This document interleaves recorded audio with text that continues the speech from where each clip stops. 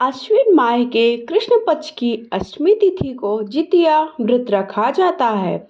इस दिन सुहागन महिलाएं अपने संतान के अच्छे स्वास्थ्य, लंबी आयु की आशीर्वाद की प्राप्ति के लिए व्रत करती हैं। वर्ष जितिया व्रत की डेट को लेकर लोगों में थोड़ा सा असमंजस बना हुआ है, तो बिल्कुल भी परेशान ना होइए।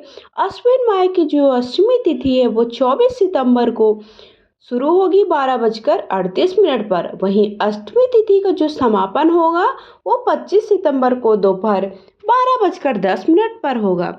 ऐसे में हमको व्रत कब रखना है? व्रत हमको जितिया व्रत रखना है 25 सितंबर बुधवार के दिन रखना है।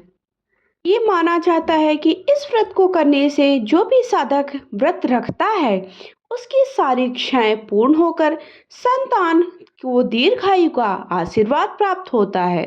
जगत के पालनहार भगवान श्री कृष्ण ने अभिमन्यु की पत्नी उत्तरा के गर्भ में पल रहे संतान को अपना सर्वस्व पुण्य फल देकर जीवित कर दिया था। इसीलिए इस व्रत का महत्व और भी ज्यादा है।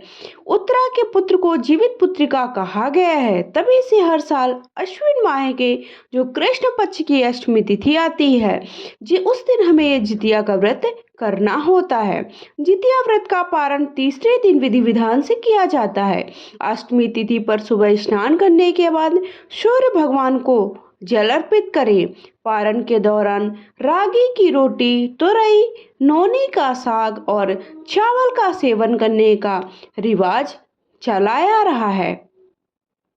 पुत्रिका व्रत, जिसे जितिया व्रत अलग अलग नामों से जाना जाता है, इस दिन व्रत करने वाली जो माताएं बहनें होती हैं वो पूरा दिन उपवास रखती हैं, कुछ भी खाती पीती नहीं हैं। इस दिन जीमूत वाहन की पूजा की जाती है जिन्हें गंधर्व राजकुमार माना गया है। इस बार व्रत हमें किस दिन रखना है? तो 25 तारीख को आपको व्रत रखना है। ये बहुत ही कठिन व्रत होता है। इस व्रत में माताएं और बहनें जो कि इस व्रत को रखती हैं वो 24 घंटे तक बिना कुछ खाए पिए संतान की लंबी उम्र जिंदगी में समृद्धि की कामना करती हैं। तो आपको ये व्रत कैसे रखना है, व्रत किस दिन रखना है, तो मैंने आप सबको बता दिया है। अब व्रत कैसे करना है? तो व्रत हमें नहाय खाए से शुरू होता है। तो 24 सितंबर को नहाय खाए किया जाएगा। 25 सितंबर को माताएं निर्जला व्रत रखेंगी और जिसका पारण 26 सितंबर को करेंगे। तो हमें नहाय खाए कब करना है? 24 को करना है, व्रत 25 को रखना है और पारण कब करना है? 26 सितंबर को करना है। इस दिन सुबह स्नान के पश्चात भगवान जीमूत वाहन का ध्यान करके व्रत का संकल्प ले ले। भगवान सूर्य नारायण की प्रतिमा को स्नान कराएं। कुशा से बनी भगवान जीमूत वाहन की प्रतिमा के समक्ष धूप, दीप, चावल समेत पुष्प अर्पित करें। मिट्टी और गाय के गोबर से चील और सियारिन की मूर्ति बनाएं।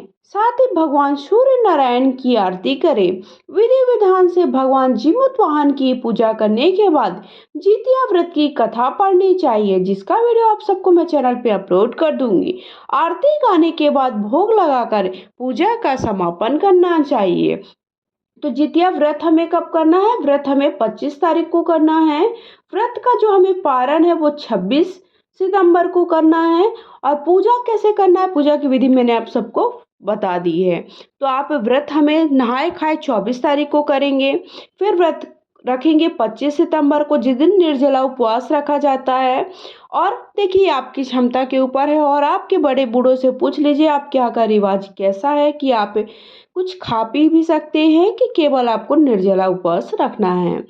साथ ही साथ हमें व्रत का पारण 26 सितंबर गुरुवार के दिन करना है।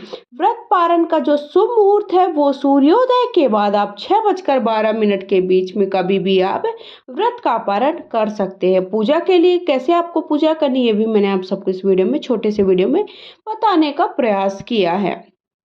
तो अभी तक आपने मेरे चैनल को सब्सक्राइब नहीं किया तो प्लीज़ मेरे चैनल को सब्सक्राइब कर लीजिए। कमेंट बॉक्स में जाकर के हर हर महादेव या श्री शिवाय वस्तुभ्यम अवश्य लिखिएगा। वीडियो को सबके साथ लाइक और शेयर करिएगा। जितिया का व्रत हिंदू धर्म में संतान की लंबी उम्र और मंगल कामना के लिए किया जाता है। इस व्रत को जो भी माँ करती हैं उनकी संतान की आयु लंबी और जीवन में किसी भी प्रकार का कोई दुख और तकलीफ नहीं आती है। जो कोई भी महिला इस व्रत की कथा को सुनती हैं वे कभी भी अपनी संतान के वियोग का सामना नहीं करती हैं। इसके अलावा घर की सुख शांति और समृद्धि के लिए हर महिला को ये व्रत अवश्य रखना चाहिए। तो साल 2024 में ये व्रत हमें कब रखना है? 25 सितंबर को रखना है। ये व्रत जो है वो श्राद्ध पक्ष में आता है। और हमें पूजा कब करनी है? 25 तारीख को करना है, 24 को नहाए खाए करना है और 26 सितंबर को हमें व्रत का पारण करना है। तो ये व्रत 3 दिनों का होता है। एक दिन पहले हमें नहाए खाए करना होता है, दूसरे दिन व्रत करना होता है, तीसरे दिन पारण करना। बोलिए हर हर महादेव।